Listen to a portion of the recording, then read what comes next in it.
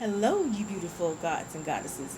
This is Tawanda Van Celestial Earth Goddess, and tonight I will be talking to y'all about the Black New Supermoon, which is in Leo. Quite appropriate, don't you think, since it is Leo season, right? Now, this moon is comprised of three different moons: the black moon, the new moon, and the supermoon. Now, the black moon can mean several different things.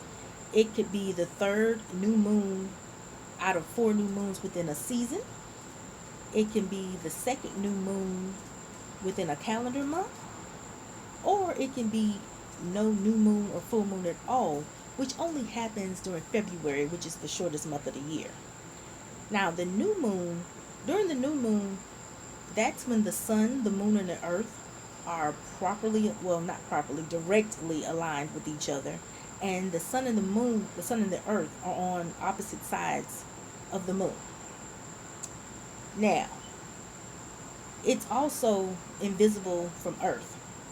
And as anybody ever seen on a calendar or whatever, it's always black, which is really what the moon naturally is because it is a dark entity, it's a dark energy, feminine, all that good stuff.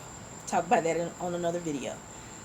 Now, with the super moon, that's when the moon is at its biggest and brightest because it is at its closest point to the earth, and that's actually able to be seen with the naked eye. Now, for this black new super moon, it's going to be the second new moon within a calendar month that's going to be at its closest point to the earth, but it will not, but unlike most super moons, it won't be visible from earth because it's a new super moon. You know, kind of tricky, huh? Now, this will be occurring uh, for those of us that live in the Western Hemisphere. That's Americans or North America, South America, and all that good stuff.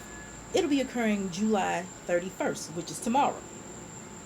Now, for those that live in the Eastern Hemisphere, Africa, Europe, all those lovely places, it will be happening for them August 1st. And the reason why it's happening on two different days for two different parts of the world is because of the time zones, which really ain't too far-fetched because that's usually how it works anyway.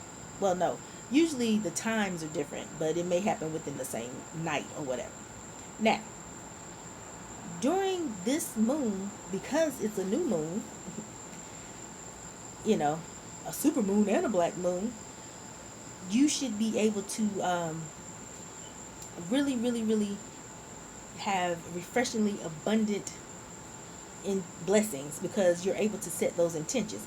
Now, what makes this moon very interesting is it's coming after some eclipses as well as Mercury retrograde that happened during Cancer season. Now, as we know, anything that happens in Cancer season is all about the feelings. And I know some of y'all have problems with feelings. Now, as a Cancer, I don't have no sympathy for y'all because I deal with feelings all the time. Not just my own, but some of y'all's. And some of y'all got some funky shit going on. Let's just be real. But anyway, I digress. During those eclipses and during Mercury retrograde, that should have been a time for you to deal with anything that emotionally triggered you.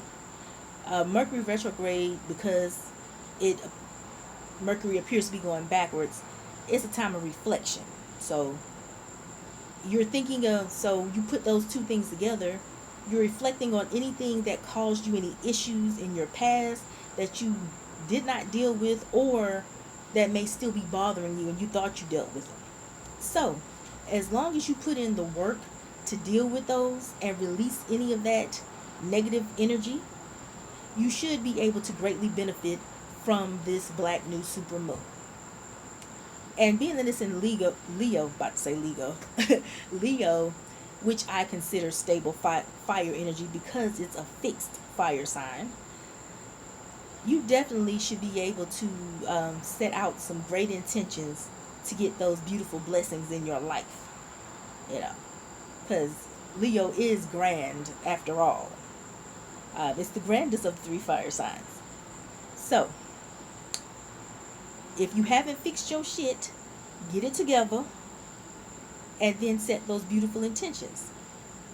So, until next time, you beautiful gods and goddesses, I do bid you adieu.